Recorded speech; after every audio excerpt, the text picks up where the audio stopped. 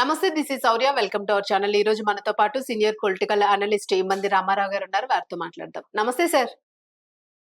నమస్తే. సార్, ప్రస్తుతం ఆంధ్ర రాష్ట్రంలో కూటమి ప్రభుత్వము గత వైసీపీ పాలనలో అమలు చేసినవి ఏవైతే ఉన్నాయో వీటిని వాళ్ళు అమలు చేస్తూ ఉన్నారు. ఇప్పుడు వాటిని కాపీ కొట్టేస్తూ ఉన్నారు. అలాగే ఎక్స్ సీఎం జగన్మోహన్ రెడ్డి గారిని అనుకరిస్తూ ఉన్నారు. ప్రస్తుతం ఉన్న చంద్రబాబు నాయుడు గారు ఆయనకి పెద్దగా రాజకీయ అనుభవం లేదు అని చెప్పేసి వైసీపీ శ్రేణులు అంటూ ఉన్నాయి. మరి అది విమర్శ లేకపోతే వాళ్ళ మీద వాళ్ళకున్న ఓవర్ కాన్ఫిడెన్సా మీరు ఎట్లా వర్ణిస్తారు దాన్ని? ఆడలేక మధ్యలో ఏదో సామెత ఉంది. ఆడలేక మధ్యలో అదే ఆ సామెత ఉంది.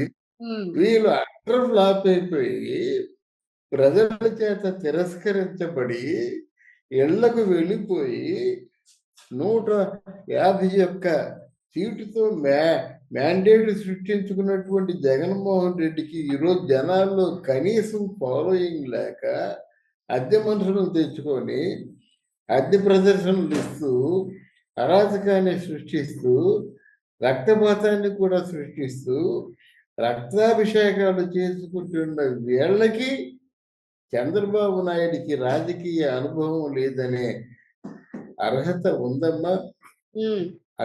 నోరు ఎలాగొచ్చింది? చంద్రబాబు నాయుడికి 44 సంవత్సరాల రాజకీయ అనుభవం ఉంది. ఆల్మోస్ట్ జగన్మోహన్ రెడ్డి వయసులో 90% అనుభవం ఆయనకు ఉంది. అందువల్ల ఈ మాటలన్నీ ఎలా ఉంటాయంటే వాళ్ళు ఓడిపోయినారు, జనం తిరస్కరించారు. ఒక పక్కేమో కూటమి ప్రభుత్వం చాలా సక్సెస్ఫుల్ గా వెళ్ళిపోతుంది. ఎక్కడ పడితే అక్కడ పరిశ్రమలు వస్తున్నాయి, ప్రాజెక్టులు వస్తున్నాయి, ఎన్హాన్స్ చేస్తున్నారు. కాంటమ్ అది స్టార్ట్ అయిపోయింది. దీనివల్ల నెంబర్ ఆఫ్ అంటే వేలల్లోనూ లక్షల్లోనూ కూడా ఎంప్లాయ్మెంట్ ని క్రియేట్ చేయగలిగారు వాళ్ళు. సూపర్ 6 లో ఏదైతే వాగ్దానాలు చేశారో అన్ని వాగ్దానాలు కూడా ప్రారంభించేశారు మొత్తానికి. అది ఎంతవరకు నెరవేర్చారంటే 3 సంవత్సరాలు ఆగి చూడండి. ఎందుకు మీ కంగారు? లేకపోతే అంటున్నటువంటి ఆ మాట నాకు అనడానికి కూడా మనస్కరించడం లేదు. జగన్మోహన్ రెడ్డి చంద్రబాబు నాయుడు అనుసరించడం ఏంటండి? వాజ్పేయి లాంటి ఒక అంటే దేశం గర్వించదగ్గ రాజకీయ నాయకుడు ప్రధానమంత్రిగా ఉంటుండగా ఆయన కొన్ని విషయాల్లో కొన్ని సందర్భాల్లో చంద్రబాబుది మై క్యా కరువు అని అడిగేవాడని మేము వింటుండేవాడు. వార్తల్లో వింటుండేవాడు అనమాట. ఆయనకి ఏమన్నా జటిలమైన సమస్య వస్తే చంద్రబాబుని సంప్రదించేవారు. సలహాలు ఇచ్చాడని చెప్పను కానీ సంప్రదించిన సందర్భాలు అంటే తెలివైన వాళ్ళు దీన్ని సంప్రదిస్తే మనకి ఏదైనా ఇన్ఫర్మేషన్ వస్తుంది అనుకునే స్థాయిలో చంద్రబాబు నాయుడు ఉండేవాడు. ఆయన స్థాయి అది. ఈయనేమిటండి ఇది ఏదో జాతరలో పుట్టేడు జాతరలో మేక తలకాయలు నరినట్టు రఫా తప్ప ఆయనకి ఇంకోటి తెలియదు. ఆయన బాగా ఆయనకి బాగా అట్రాక్ట్ అయింది ఆ పేరు రఫా అన్నది. ఆయన బాగా మెచ్చుకున్నాడు అన్నమాట. అంటే మేజిక్ ఫిగర్ దాటితే రఫా అన్నాడు కదా. ఇప్పుడు ఎక్కడ చూసినా రఫా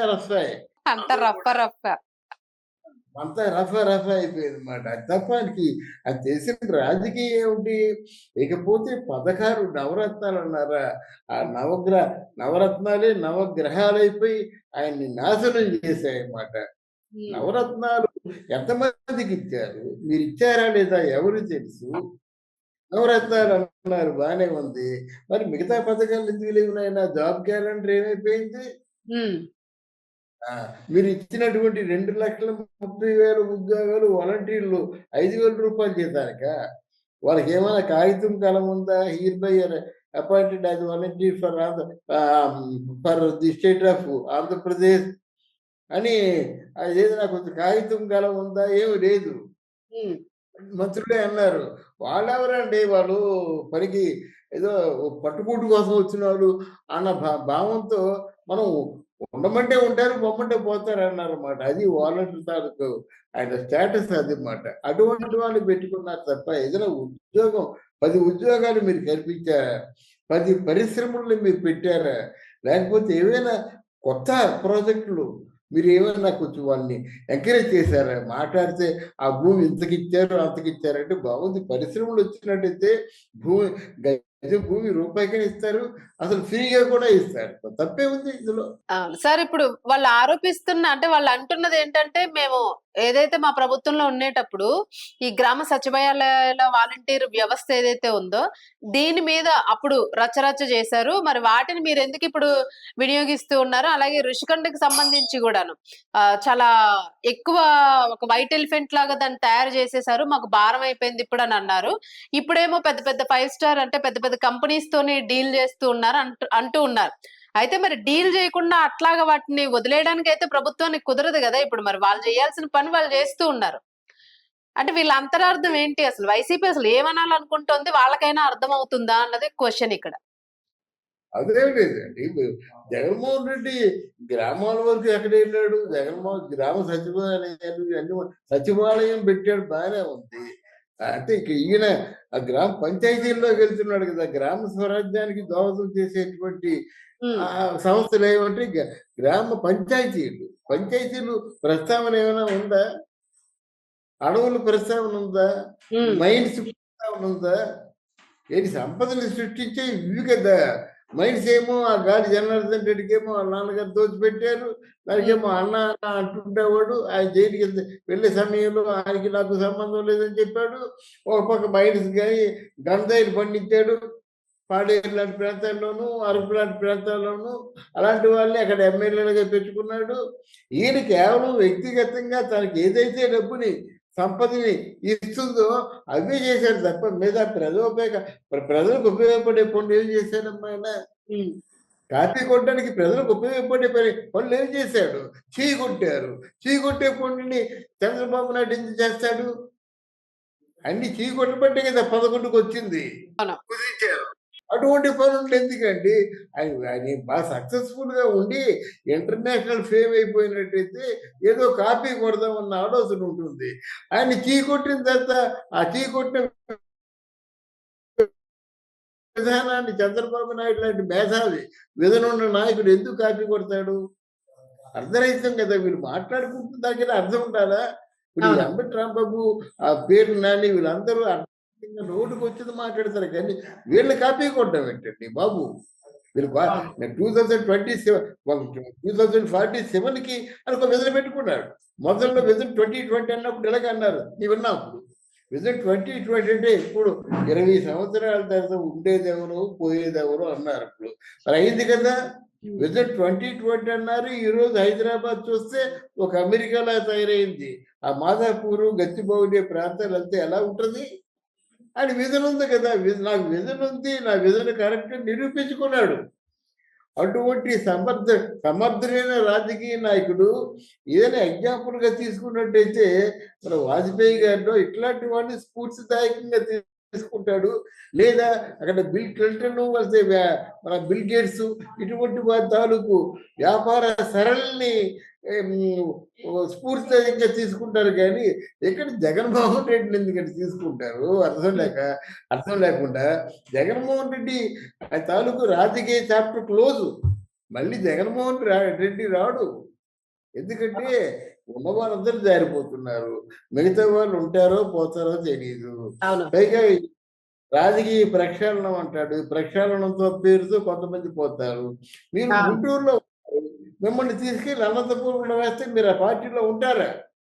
అవును. ఈ ప్రక్షాళనం అలాగుందన్నమాట. చిలకలూరిపేటలో ఉన్నోళ్ళేమో ఎక్కడ గుంటూరులో వేస్తాడు. ఇంకెక్కడో ఉన్నవాళ్ళు ఇంకెక్కడో వేస్తాడన్నమాట. ఇదంతా రాజకీయ ప్రక్షాళనలో కొంతమంది పోతారు. చివరిగా మిగిలింది ఆయన ఒక్కడే మిగులుతాడు. ఈలోగా ఆయన జైలుకెళ్ళిపోతాడన్నమాట.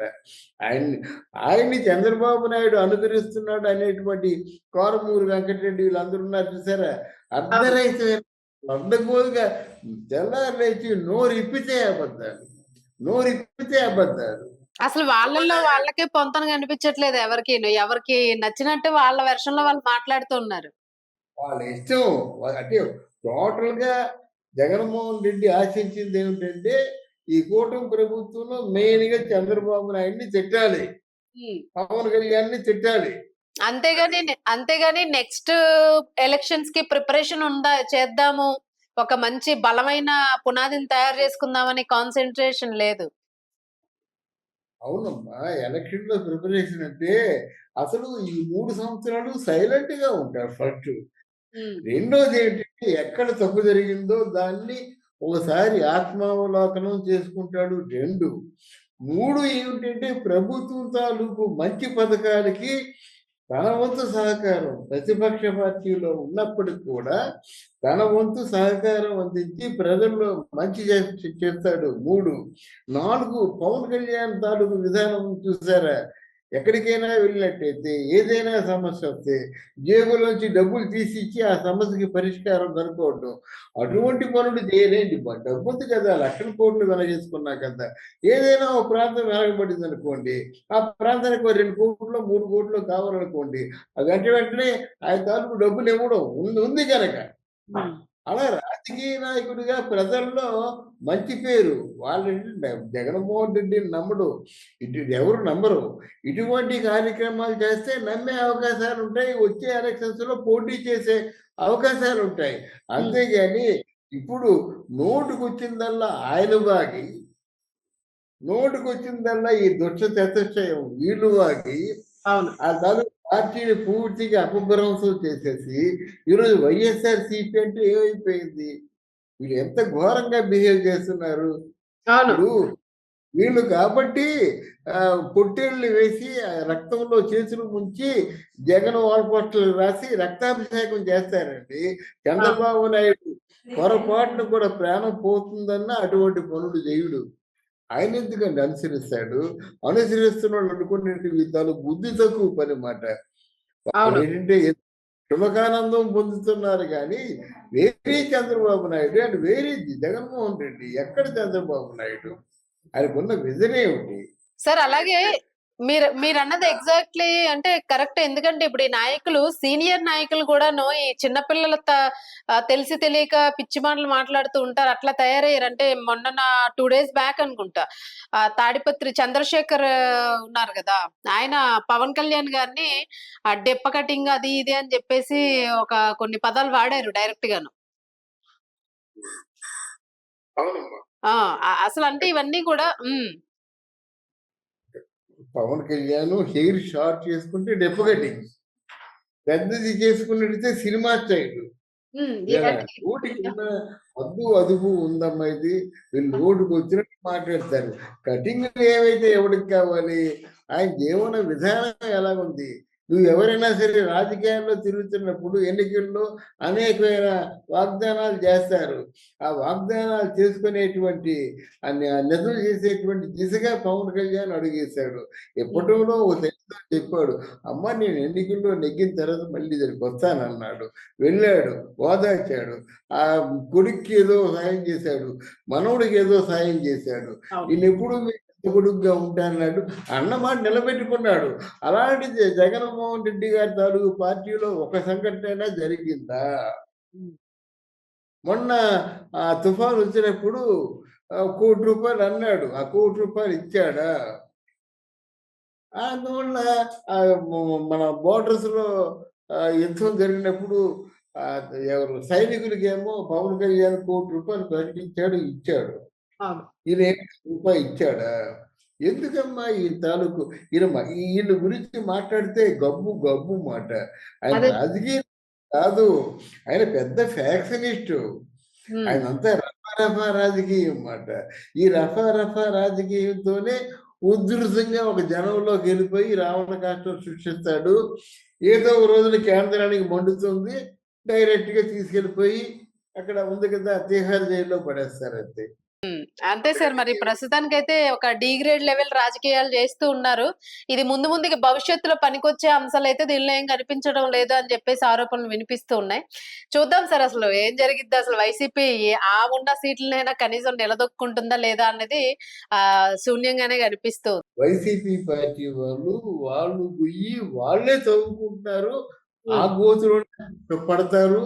ప్రజలు పూడ్చేస్తారు. అంటే వైసీపీ పార్టీ నెక్స్ట్ 2029 తర్వాత మనకు కనిపించదు అని ప్రజలు అనుకుంటున్న మాట. హ్మ్. యథార్థం కావాలనే కోరుకుందాం. ఎందుకు? అంతే. డెవలప్‌మెంట్ స్టేట్‌ని ఎందుకండి ఇలా పాడు చేస్తారు? పాడు హ్మ్. చేయకూడదు. బాగు చేయాలి. ఓకే అమ్మా. Thank you sir.